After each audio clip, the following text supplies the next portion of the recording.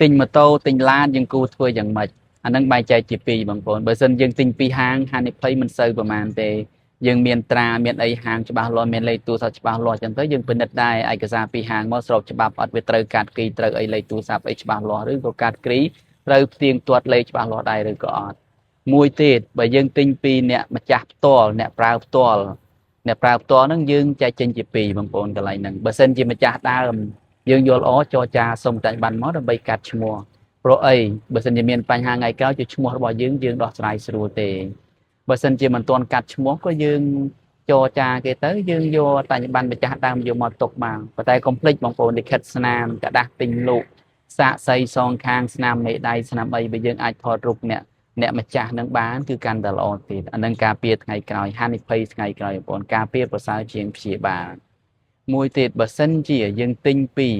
ម្ចាស់អ្នកប្រើប៉ុន្តែម្ចាស់អ្នកប្រើហ្នឹងគាត់ទិញតពីគេដែរមិនមែនជាម្ចាស់ដើមទេអាហ្នឹងគឺយើងពិបាកក្នុងការកាត់ឈ្មោះប៉ុន្តែលិខិតស្នាមគឺយើងធ្វើដូចគ្នាបងប្អូន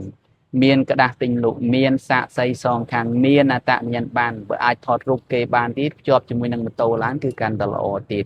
អានឹងការពារហានិភ័យថ្ងៃក្រោយអញ្ចឹងវាសម្បូររឿងណាស់បងប្អូនម៉ូតូមួយកាត់គ្រីពីរឡានមួយកាត់គ្រីពីរជួនកាលទិញគេមកត្រាប់តែជិះហ្នឹងគេដកយកទៅបាត់ថាម៉ូតូឡានហ្នឹងបងរំលោះអញ្ចឹងបងប្អូនបើសិនជាយើងមាន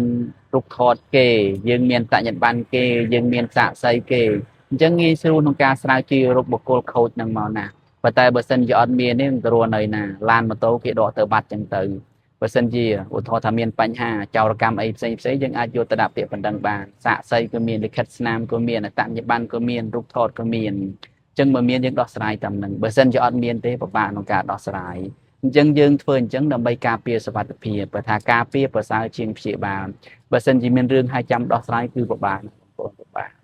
ទាំងការទិញទាំងការលក់បងប្អូនត្រូវតែប្រយ័ត្នគឺលិខិតស្នាមគឺប្រយ័ត្នឲ្យមានលិខិតស្នាមទៀងទាត់លេខទូលេខមិនសិនឲ្យច្បាស់លាស់ទៀងទាត់ស្កេនទៅស្កេនទៀតបើមានស្កេនយើងស្កេនទាំងកាត់ពីយើងស្កេនទាំងផ្លាកលេខបើជួនកាលកាត់ពីស្កេនអត់ចេញដោយសារតែកាត់ពីហ្នឹងគេលួចធ្វើមួយទៀតបាត់ហើយផ្លាកលេខស្កេនអត់ចេញជួនកាលផ្លាកដេនផ្លាកលេខមិនបោះវាផ្លាកលេខអាយទៀតអញ្ចឹងបងប្អូនអាការឯកសារ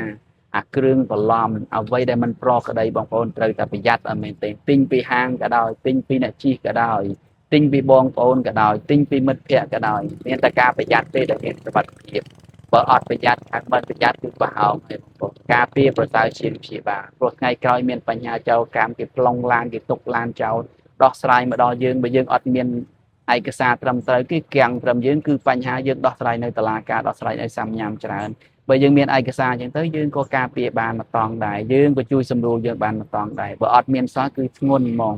ព្រោះរឿងរ៉ាវកើតឡើងយើងមិនបានគិតទុកមុនគ្មាននរណាចង់ជួបទេក៏ប៉ុន្តែវាចៃដន្យប៉ុន្តែយើងត្រៀមទុកហើយមានក៏មានទៅបើអត់បញ្ហាក៏អត់ទៅដេញលក់ស្រួលអញ្ចឹងបងប្អូនទាំងទិញទាំងលក់គឺប្រយ័ត្នតែមែនទែនឯកសារបាទអរគុណច្រើន